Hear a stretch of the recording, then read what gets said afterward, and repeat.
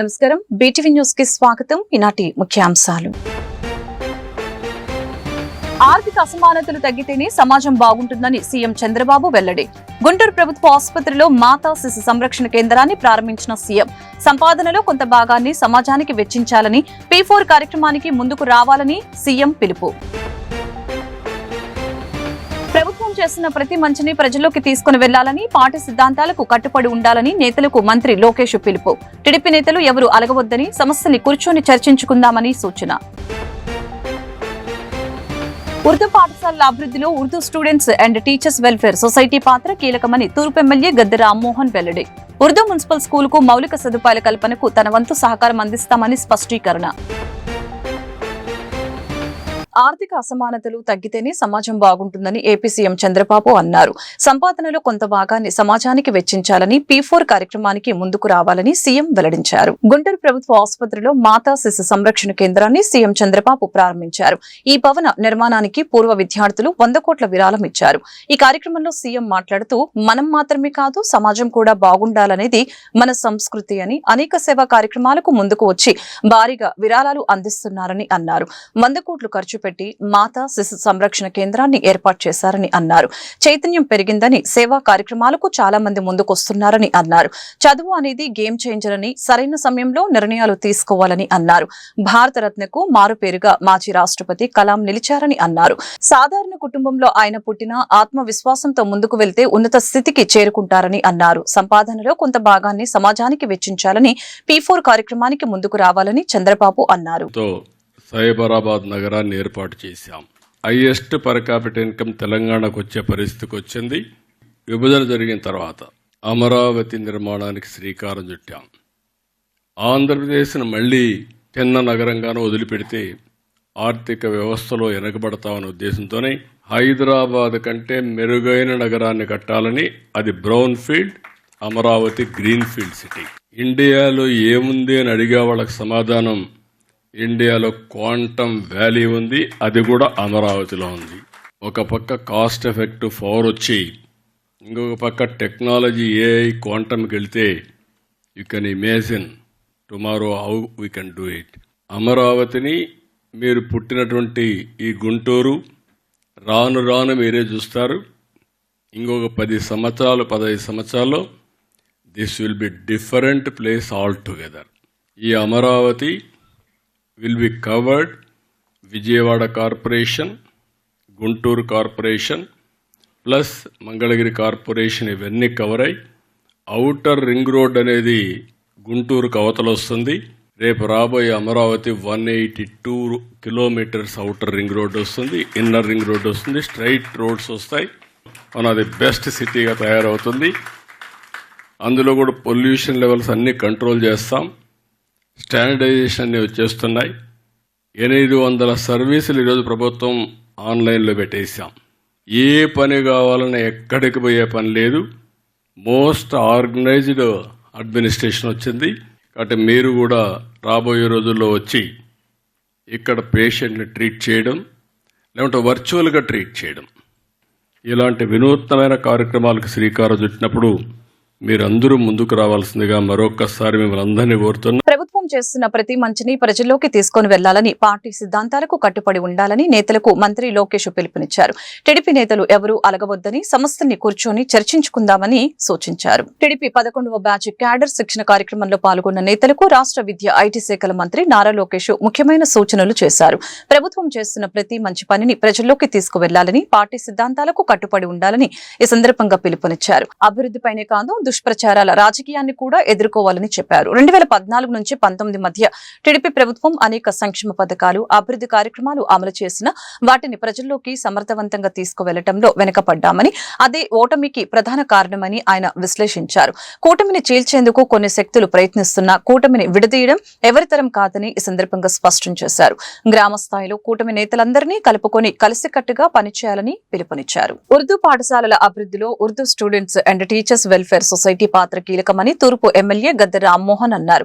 ముఖ్యంగా సొసైటీ వ్యవస్థాపకులు ఖాదర్ షరీఫ్ బేగ్ ఆశయాలను ఆయన కుమారులు కొనసాగించడం ముదావాహమని చెప్పారు. ఫరూక్ నగర్ లోని ఉర్దూ మున్సిపల్ స్కూల్ కు మౌలిక సదుపాయాల కల్పనకు తన వంతు సహకారం అందిస్తానని ఆయన స్పష్టం చేశారు. తూర్పు నియోజకవర్గ పరిధిలోని 12వ డివిజన్ ఫరూక్ నగర్ లో గల మున్సిపల్ ఉర్దూ ఎలిమెంటరీ స్కూల్లో Urdu students and teachers welfare society ఆధ్వర్యంలో 60,000 రూపాయలు వెచ్చించి స్కూల్ కు రంగులు వేశారు. గణతంత్ర దినోత్సవం సందర్భంగా విద్యార్థులకు డ్రాయింగ్, వ్యాసరచన పోటీలు నిర్వహించారు. ఈ పోటీలలో విజేతలకు బహుమతి ప్రదానం జరిగింది. ఈ సందర్భంగా స్కూల్ ఆవరణలో ఏర్పాటైన సభలో తూర్పు ఎమ్మెల్యే గద్దె రామ్మోహన్ ముఖ్య అతిథిగా పాల్గొని విద్యార్థులకి బహుమతుల్ని అందజేశారు.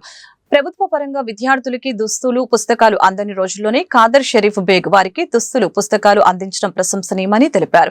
ఆయన కుమారులు కూడా అదే బాటలో పేద విద్యార్థులకి అవసరమైన మౌలిక సదుపాయాల కల్పనకు సొసైటీ ద్వారా సహాయ సహకారాలు అందించడాన్ని అభినందించారు. సొసైటీ కార్యదర్శి ఎండి హుస్సేన్ మాట్లాడుతూ తమ సొసైటీ ద్వారా ఉర్దూ స్కూల్స్ అభివృద్ధికి తమ వంతు సహాయ సహకారాలు అందిస్తున్నామని చెప్పారు. విద్యార్థులకు అవసరమైన కిట్లు, దుస్తులు, పుస్తకాలే కాక దూరం ప్రాంతాల స్కూల్ కి చేరుకునే కొందరు విద్యార్థులకి 1000 రూపాయల చొప్పున ఆటో ఛార్జీలు కూడా తమ సొసైటీ తరపున అందజేస్తున్నామని వివరించారు. ఈ కార్యక్రమంలో సొసైటీ అధ్యక్షుడు Anjad Hussain, treasurer SK Kareemulla, Urdu schools DI Shakeela, స్థానిక కార్పొరేటర్ పొట్లూరి సాయిబాబు తదితరులు పాల్గొన్నారు.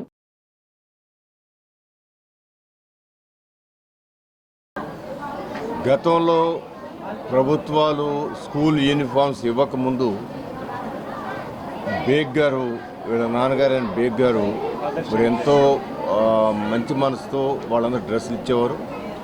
ఇవాళ వారు మరణం తర్వాత వారి పిల్లలందరూ కూడా ఒక సొసైటీ ఇతర సభ్యులతో సొసైటీకి వెల్ఫేర్ సొసైటీకి ఏర్పాటు చేసి కేవలం ఉర్దూ స్కూల్స్లో చదువుకునే పిల్లలకి సదుపాయాలు కల్పించే దాంట్లో అక్కడున్న బిల్డింగ్లకి ఫర్ ఎగ్జాంపుల్ దీనికి పెయింట్లు వేయించడం జరిగింది.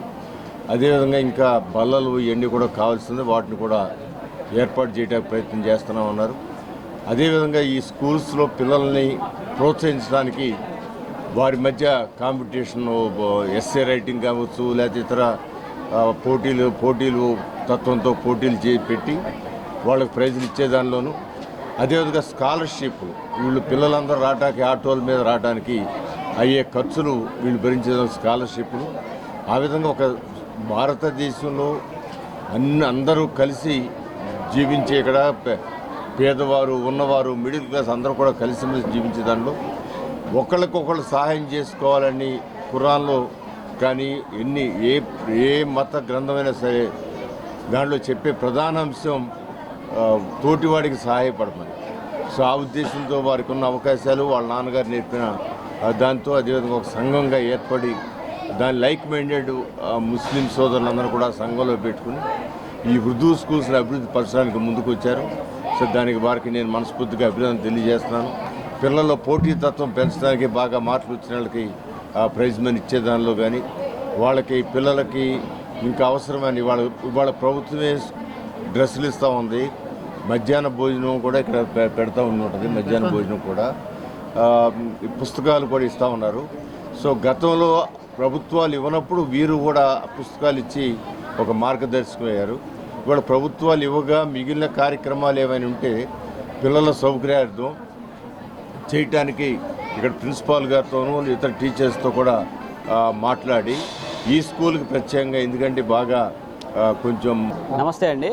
మన విజయవాడ నగరంలో ఉర్దూ స్కూల్లో చదివే పిల్లల కోసము 1996లో ఖాదర్ షరీఫ్ బేగ్ గారు, ఇస్మాయిల్ గారు వారి నేతృత్వంలో ఉర్దూ స్టూడెంట్స్ వెల్ఫేర్ సొసైటీ ఏర్పాటు చేశారండి.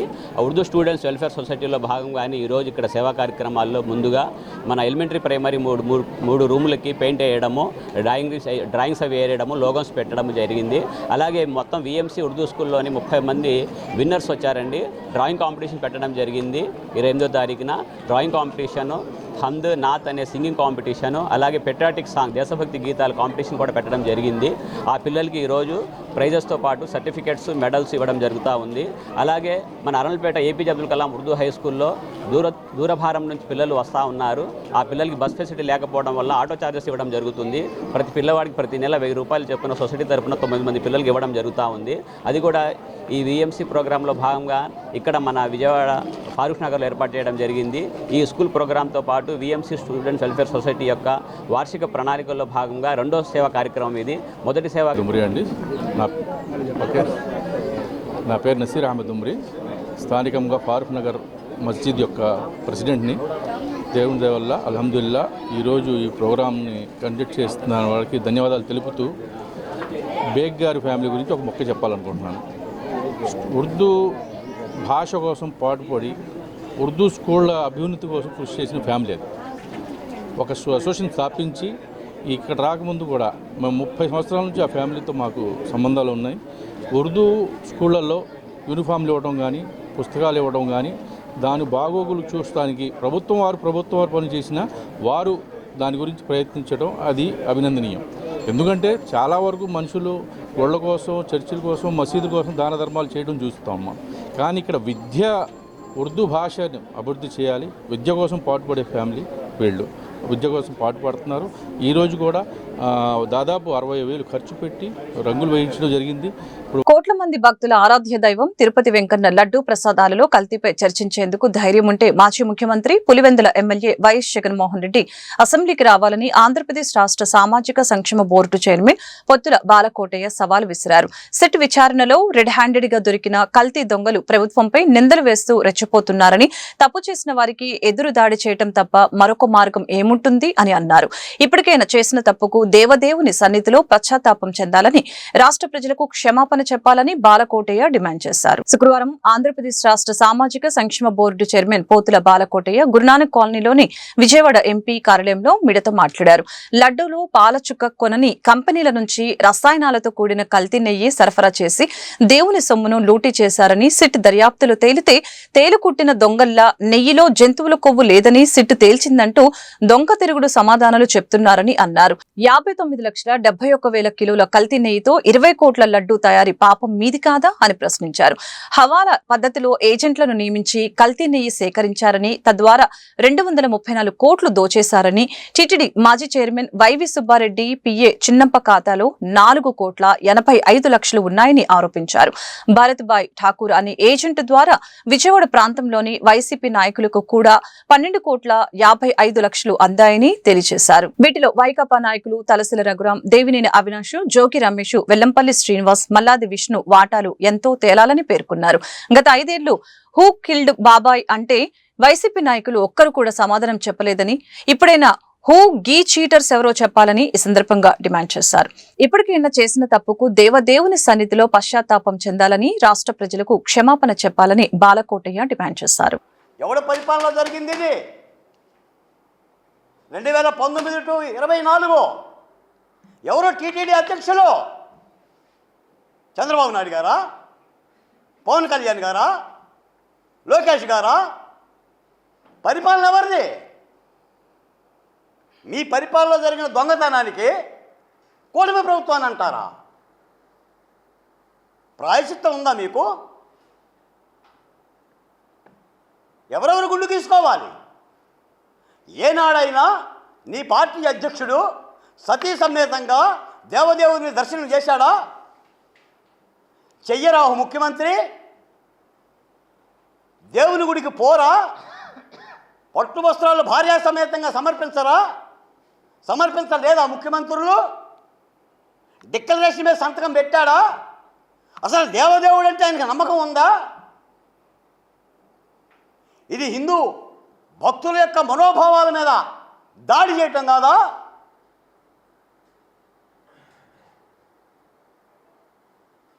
ఎవరి మీద అబద్ధాలు ఆడతారు?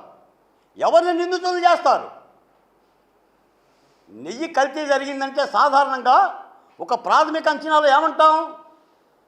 నెయ్యి ఎలా వస్తుంది? పాల నుంచి వస్తుంది, లేదా కొవ్వు పదార్థాల నుంచి వస్తుంది. ఈరోజు సిట్టి తెలిసింది కదా, కల్తీ జరిగిన మాట యథార్థం అని.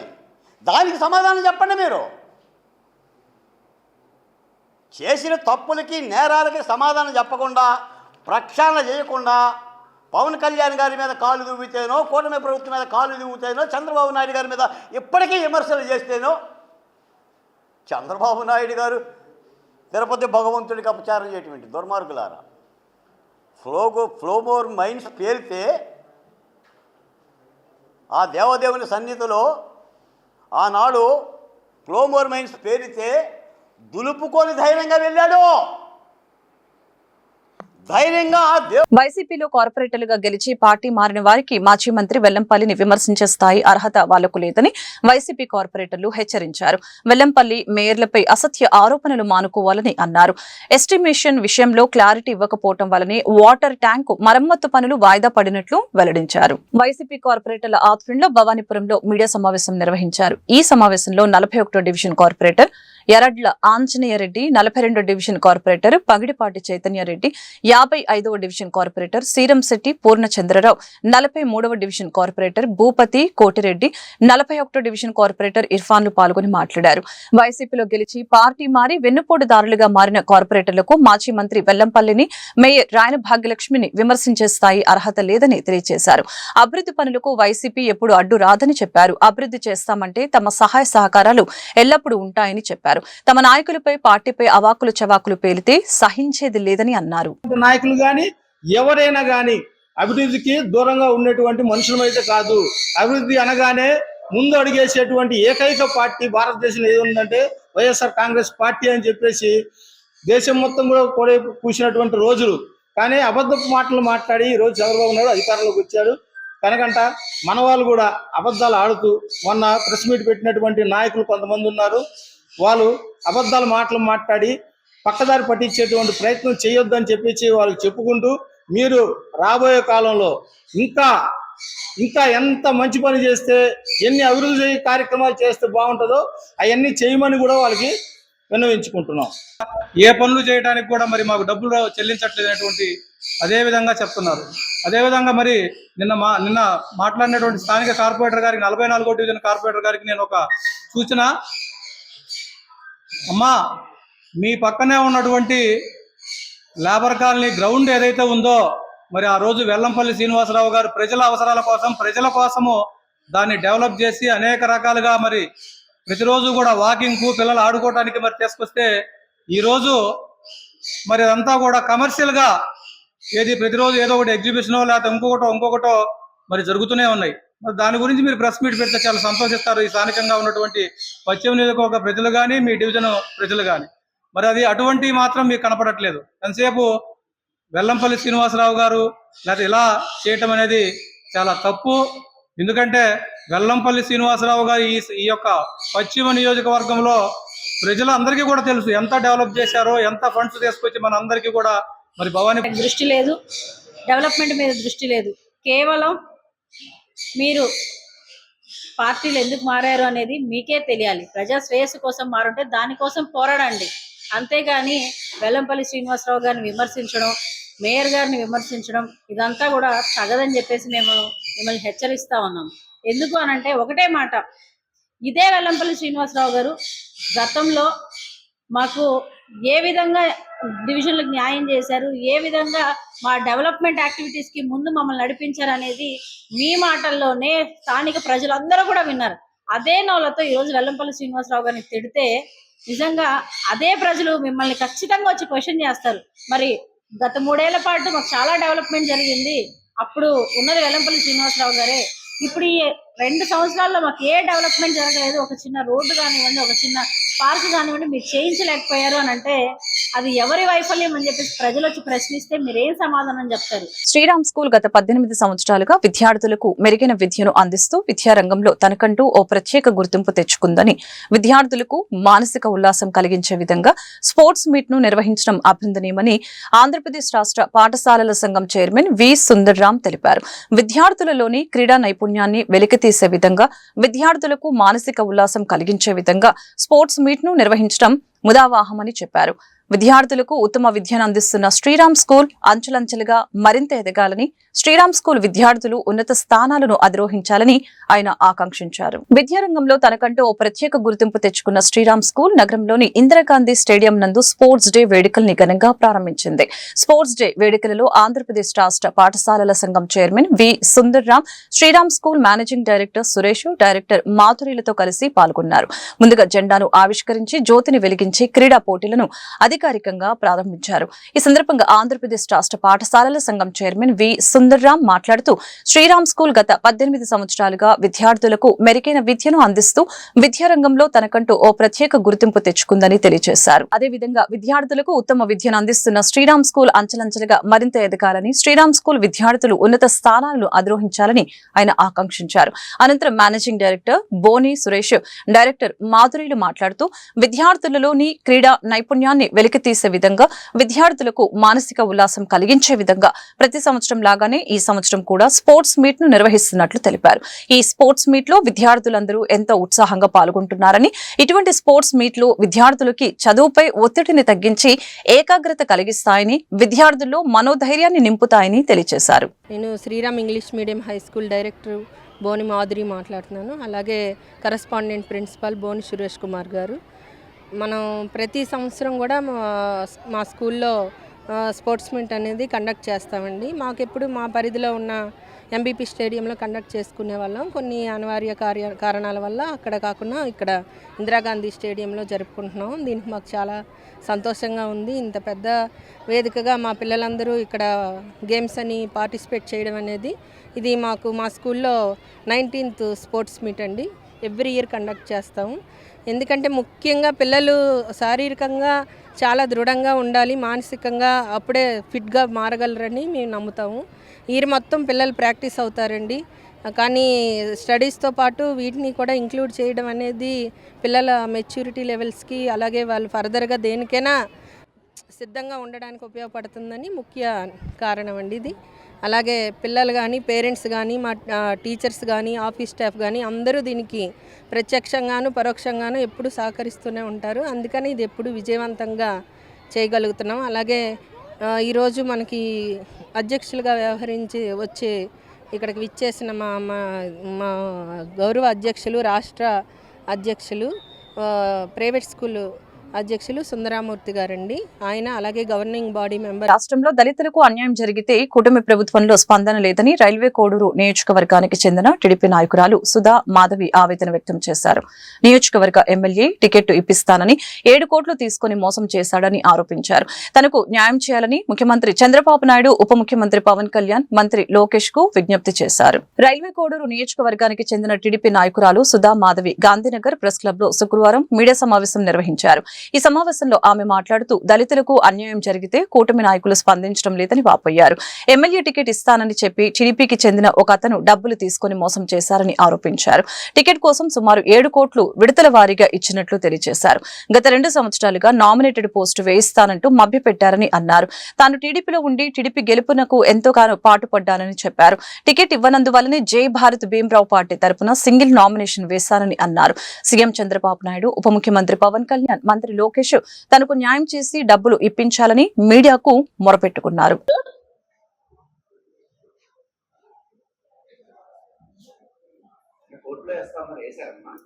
వేసాం సార్, వేసే బెంచ్ మీద ఎప్పుడు వేసాం ఉంది చూడండి. మేము ఆ అన్నకు మెసేజ్లు పెట్టుకుంటూ అన్న మాకు డబ్బులు ఇవ్వండి అన్న, అది ఇది అని మేము అడుగుతా అంటే మొన్న డిసెంబర్లో ఆయన ఫోటోలు పెడతాడు, లోకేష్ అన్నతో ఫోటో దిగినట్టు. కాదన్నా లోకేష్ అన్న, మేము ఇంతగా చెప్తున్నాము, వేమన్న సతీష్ గారు మాకు అన్యాయం చేశారన్నా, మా డబ్బులు తీసుకున్నారన్నా, మమ్మల్ని మోసం చేసినారన్నా అని చెప్తున్నానన్నా. మీరు ఆ అన్నతో ఫోటో దిగినారు కదన్నా లోకేష్ అన్న, వేమన్న సతీష్ అన్న గారితో ఫోటో దిగినారు కదా, ఫోటో దిగినారు కదా. అప్పుడైనా ఏమయ్యా మన క్యాండిడేట్, మన పాప మన కోసం ఆమె సేవ చేసిందే, ఆమె కంటే మనం మోసం చేయాల్సిందే, ఆ డబ్బులు ఆమెకి ఇచ్చేయండి అయ్యా అని చెప్పి అన్నతో చెప్పండొచ్చు కదన్నా మీరు.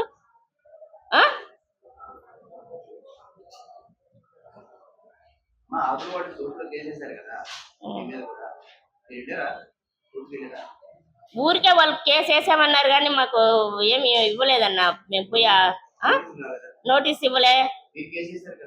మేము కేసు వేసాం. వాళ్ళకి నోటీస్ ఇచ్చాము. వాళ్ళు తీసుకొని మా ఇంటి దగ్గర పోయి మాతో ఫోన్లు చేసినారు. మా ఇంటికాడ మా పాప ఉంటే ఎవరు లేరని చెప్పి నోటీస్ కనిపించేసి వెళ్ళిపోయినారు. మాతో ఫోన్లు చేసి మా కాడ అన్ని ఇన్ఫర్మేషన్ కనుక్కొని సరే అని చెప్పి వచ్చి రాసుకొని పోయినారు. ఒకసారి వచ్చి వాళ్ళ మీద చర్య తీసుకోలేదు. ఎందుకు తీసుకుంటారన్న? ప్రభుత్వం కుల వివక్షత నిర్మూలించడానికి కేంద్ర రాష్ట్ర ప్రభుత్వాలు ఒక ప్రత్యేక కమిటీ ఏర్పాటు చేయాలని KVPCS సలహాదారు మాదగాని గురునాథం డిమాండ్ చేశారు. స్వాతంత్ర్యం వచ్చి 80 సంవత్సరాలు అవుతున్నా దేశంలో కుల వివక్షత సమసిపోలేదని స్పష్టం చేశారు. గత 26 సంవత్సరాలుగా KVPS కుల వివక్షతకు వ్యతిరేకంగా పోరాటం చేస్తుందని చెప్పారు. కుల వివక్ష వ్యతిరేక పోరాట చైతన్య సంఘం వ్యవస్థాపక అధ్యక్షులు పరస రాజేషు, సంఘం సలహాదారుడు మాదగాని గురునాథం సంయుక్త ఆధ్వర్యంలో గాంధీనగర్ ప్రెస్ క్లబ్ లో శుక్రవారం మీడియా సమావేశం నిర్వహించడం జరిగింది. కుల వివక్షతకు వ్యతిరేకంగా గత 26 సంవత్సరాలుగా KVPCS పోరాటం చేస్తుందని చెప్పారు.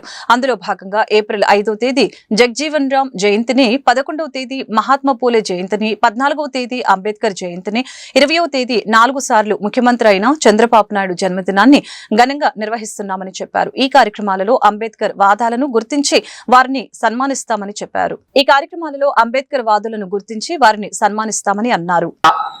ఇప్పుడు ఆంధ్రప్రదేశ్లో కూడా భారతదేశంలో కూడా అవసరమని కూడా ఈ యొక్క కార్యక్రమాలు చేయటం కోసం KVPCS కోరుతా ఉంది.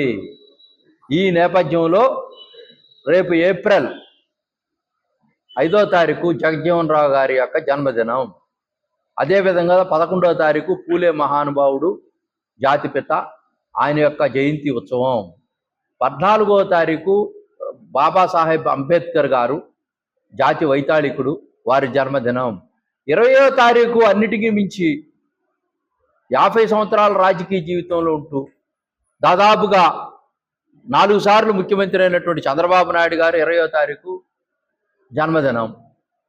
మహానుభావులంతా కూడా ఏప్రిల్ నెలలో జన్మించారు. ఇటు రాష్ట్ర ముఖ్యమంత్రి వర్యులుగా మేము కూడా ఇవన్నీ చేయాలంటే ముఖ్యమంత్రి రాజ్యాధికారం ఉండాలా.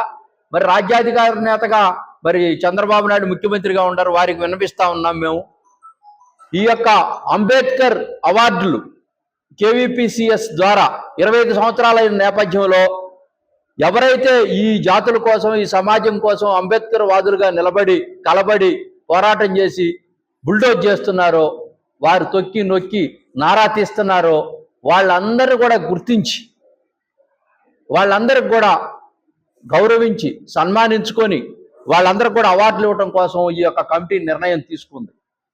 కరిసిపోగు రాజేషు మరి వ్యవస్థాపక అధ్యక్షుడిగా ఉండి లాజరస్ ఏలియాస్ లాజరస్ మరి అనేక కార్యక్రమాలు చేస్తూ నిస్వార్థ సేవ చేయడం ద్వారా రామకృష్ణ మిషన్ కి దేశవ్యాప్తంగా మంచి గౌరవం దక్కించుకుందని రామకృష్ణ మిషన్ సర్వాధ్యక్షులు గౌతమానందజీ మహారాజు వెల్లడించారు. విజయవాడలో ఫిబ్రవరి 1న ప్రారంభించే నూతన కార్యాలయంలో UPSC సర్వీసులు, ధ్యానం, యోగా, వ్యక్తిగత వికాసం వంటి నైపుణ్యాలపై శిక్షణ ఇస్తామని వెల్లడించారు. నూతన కార్యాలయ ప్రారంభోత్సవానికి మాజీ ఉపరాష్ట్రపతి ముప్పవరపు వెంకయ్య నాయుడు, దేశ నగర ప్రముఖులు హాజరవుతారని పేర్కొన్నారు. గాంధీనగర్ లో నూతనంగా నిర్మించిన రామకృష్ణ మిషన్ నూతన కార్యాలయంలో రామకృష్ణ మిషన్ సర్వాధ్యక్షులు గౌతమానందజీ మహారాజ్ మీడియాతో మాట్లాడారు.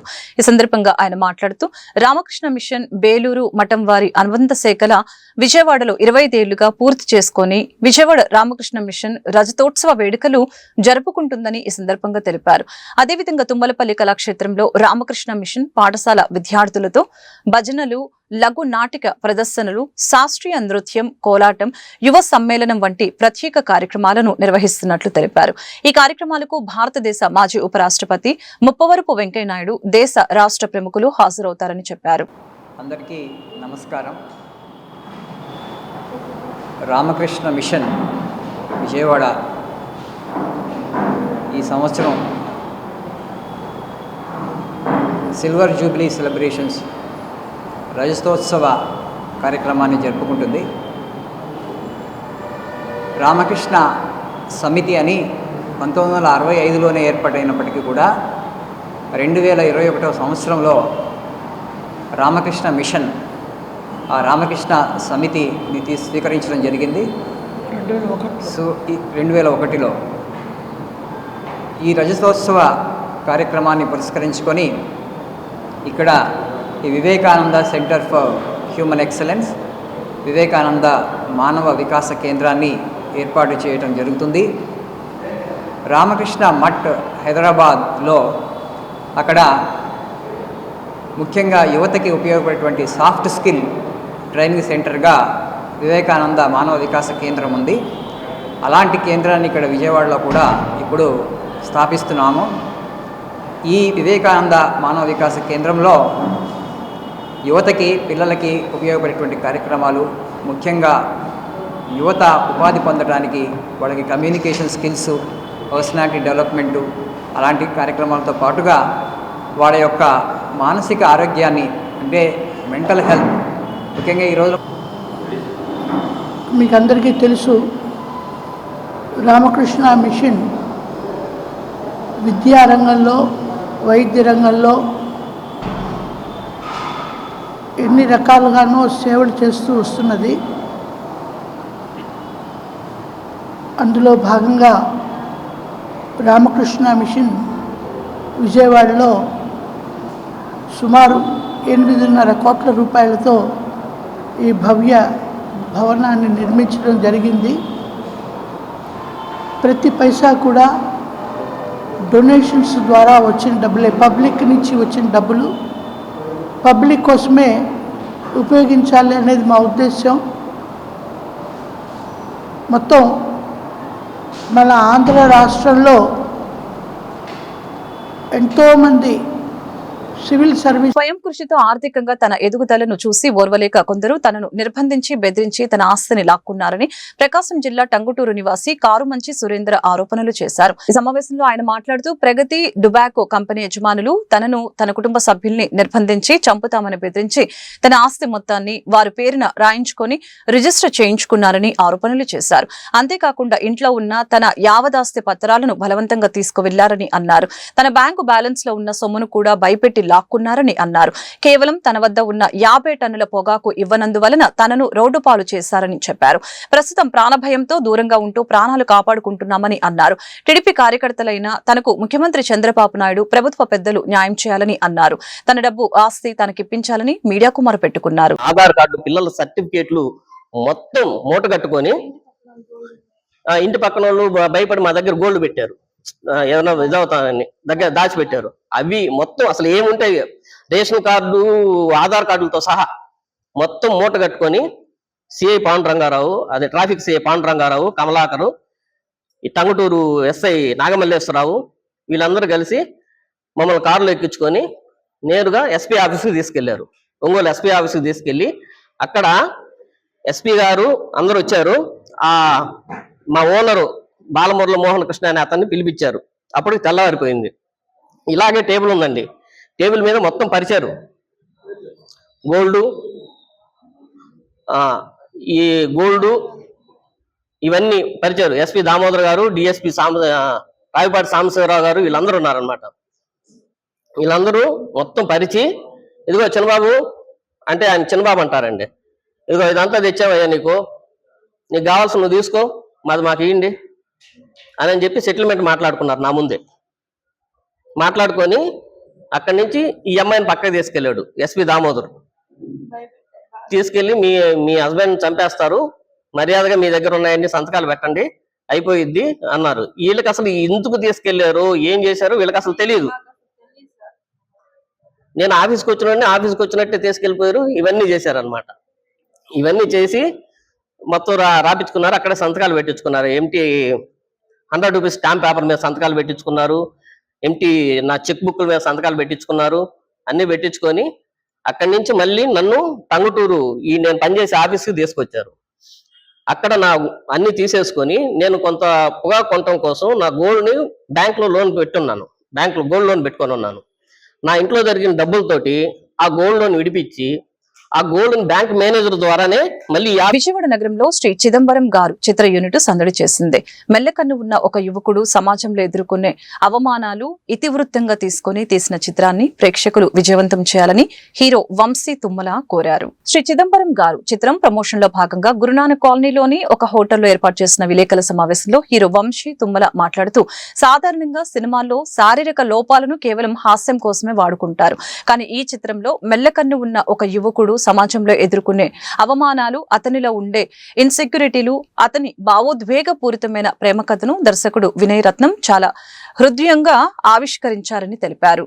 చిత్రం ట్రైలర్ ని ఉప్పెన పెద్ది చిత్రాల దర్శకుడు బుచ్చిబాబు సానా విడుదల చేశారని, ఇప్పటికే ట్రైలర్ కు విశేష స్పందన లభించిందని తెలియజేశారు. అనంతరం హీరోయిన్ సంధ్య వశిష్ఠ మాట్లాడుతూ, చిన్న చిన్న సమస్యలకే కుంగిపోయే నేటి యువతకు తమ లోపాన్ని బలంగా మార్చుకోవాలని చెప్పే ఒక నిజాయితీ గల స్ఫూర్తిదాయకమైన ప్రయత్నమైన శ్రీ చిదంబరం గారు చిత్రం అని తెలిపారు. దర్శకుడు వినయ్ రత్నం మాట్లాడుతూ, ఫిబ్రవరి 6వ తేదీన తమ చిత్రం ప్రేక్షకుల ముందుకు రానుందని తెలిపారు.